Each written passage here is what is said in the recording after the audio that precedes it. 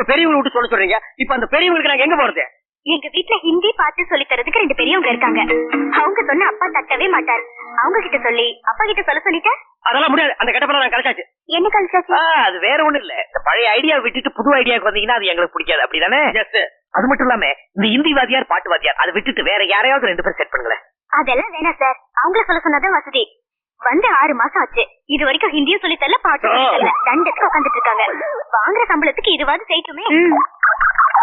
ஆமாங்க, சொல்ல போனா இந்த ஹிந்தி பாட்டு இதெல்லாம் எங்களுக்கு பிடிக்காது. அப்பா சொன்னாரு, அதுக்காக தான் கத்துக்கிறோம். இன்ஃபேக்ட் அவங்க சொல்லி கொடுக்காம இருக்கிறது பெருசா இருக்கு. ஏமா இது ஆரம்பத்திலே சொல்லக்கூடாதா? ஓகே ஓகே, நாளைக்கு ஹிந்தி வாத்தியார் பாட்டு வாத்தியார் கிட்ட சொல்லி உங்களை பத்தி பிரமாதமா சொல்லிட்டு சொல்றேன். ஓகேயா? நாளைக்கு உங்க அப்பா கிட்ட வந்து நீங்க என்ன சொல்றீங்களோ அதே மாதிரி எங்களை பத்தி சொல்லிடுறோம். ஓகேவா? சார் நீங்க இல்ல, அவங்க ஹிந்தி வாத்தியாரும் பாட்டு வாத்தியாரும். ஆட 2 பேரும் ஒண்ணுதாம்மா. இல்லம்மா வேற வேற சார். எங்க அப்பா எங்களுக்கா காத்துட்டு இருப்பாரு. நாங்க வரோம். பாரு, கை கழுவுற மாதிரி ஐடியாவை மாத்திராதீங்க. நாங்க செட்டில் ஆகிட்டோம்.